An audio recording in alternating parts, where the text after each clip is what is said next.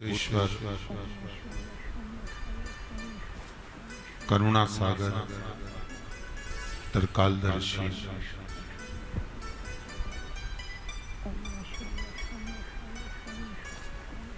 कैलाशी अविनाशी भगवान शिव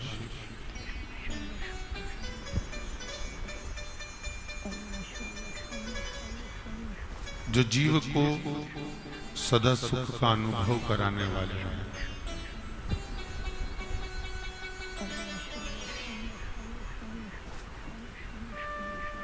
जीवन में किसी को दुख ना दिया,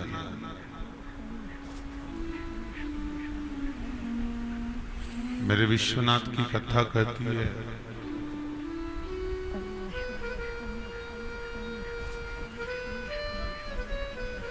किसी को कष्ट देकर यदि सुख का अनुभव करोगे तो वो सुख किसी काम का नहीं,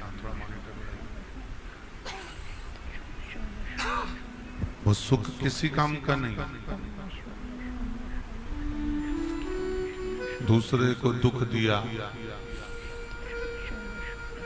और स्वयं सुख का भोग किया तो वो सुख किस काम का?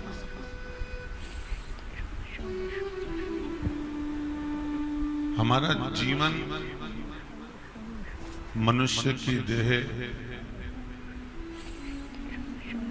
कल कथा में कहा था कि दो कारण हैं मानव के शरीर पाने के। जो मिला है उसको हम भगवान की भक्ति में परमात्मा को समर्पित कर कर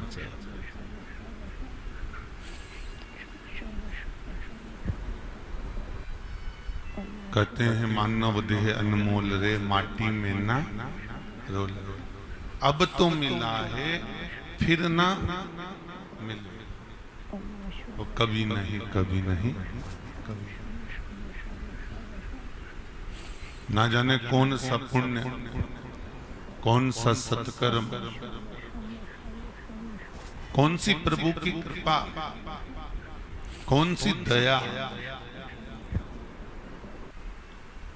भगवान रीझ गए और ये मनुष्य का शरीर दे दिया।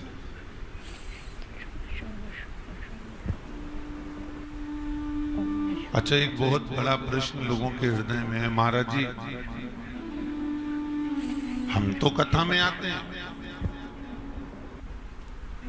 हम तो कथा में पहुंचते हैं, हम तो मंदिर भी जाते हैं, हम तो सत्संग में भी जाते हैं, पर कई लोग कहते हैं ऐसे कई हमारे मोहल्ले में लोग रहते हैं जो कभी मंदिर ही नहीं जाते। हमारी कॉलोनी में बहुत से लोग रहते हैं जो कभी सत्संग ही नहीं करते।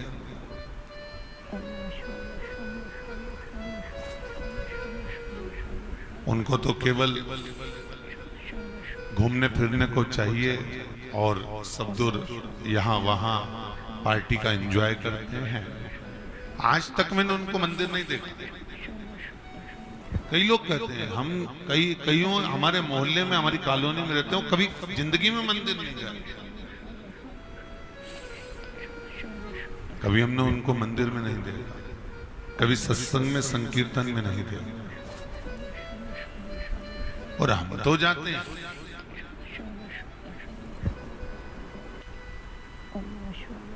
और हमने उनसे कहा तुम चलो, कथा हो रही है, सत्संग हो रहा है, भजन हो रहा है, कीर्तन हो रहा है, राम मंदिर में शिव महापुराण की कथा चल रही है, चलिए।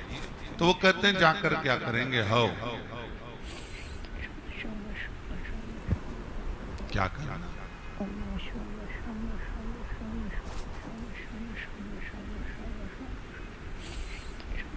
हम तो यहीं पर सुखी हैं।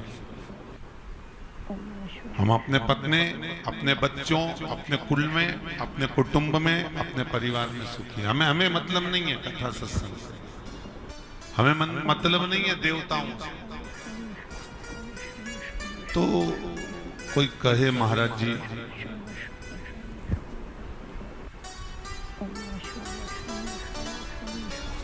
मरना सबको है, मृत्यु सत्य है, जो कथा सुनेगा वो भी मरेगा और जो नहीं सुनेगा वो भी मरेगा।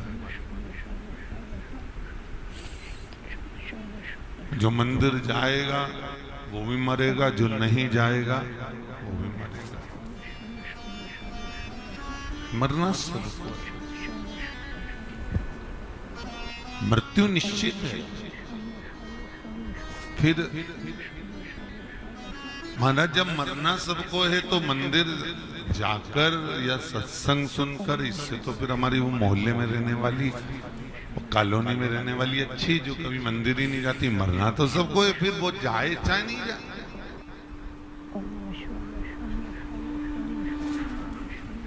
शिव महापुराण की कथा कहती है कि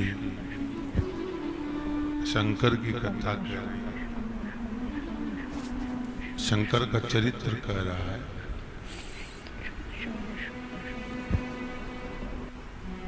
बिल्ली अपने मुख से अपने बच्चों को पकड़कर 7 घर तक लेकर जाती है। बच्चा मरता है क्या? लहूलुहान होता है क्या? नहीं। और बिल्ली उसी मुख से चूहे को पकड़ती है। चूहा बचता है क्या? लहूलुहान हो जाता है। संग में नहीं जाते, हम संकीर्तन में नहीं जाते, हम कथा कीर्तन में नहीं जाते, हम भगवत नाम में नहीं पहुंचते।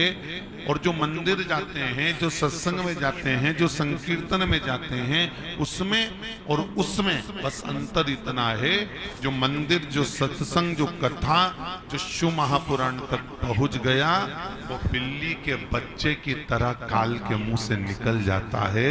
और जो नहीं पहुंचा वो चूहे की तरह मसला जाता है। महाराज बस अंतर ही, उस अंतर को हमें वही वो अंतर।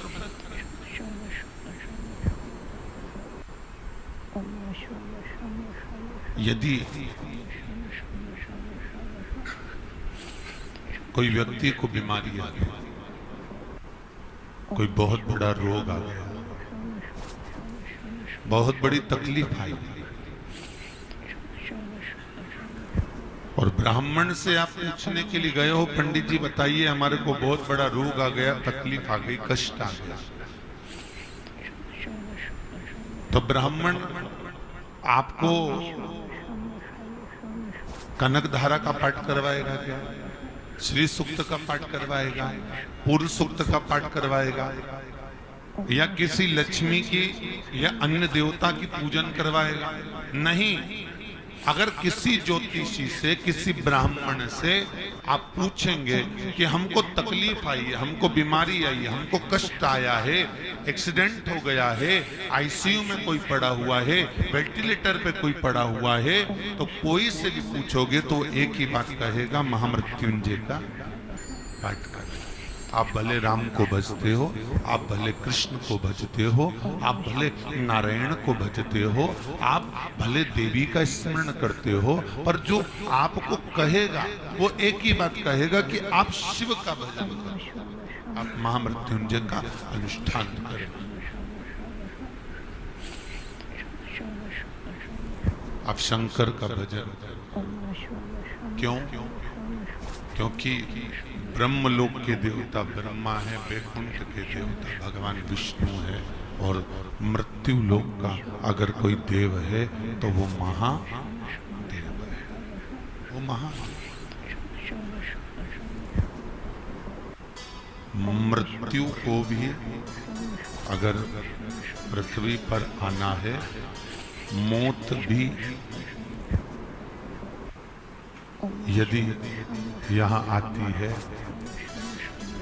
मृत्यु भी अगर यहाँ पहुंच रही है,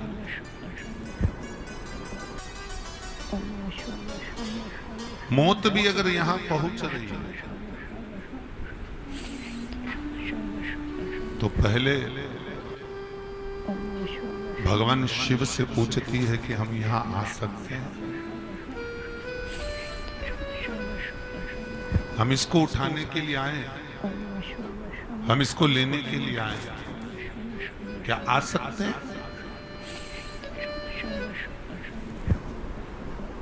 और यदि शिव की आज्ञा नहीं है,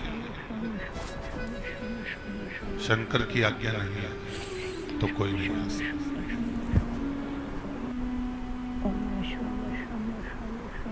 महाराज इसलिए शंकर से केवल निवेदन कर सकते, भोला सब दुख काटो।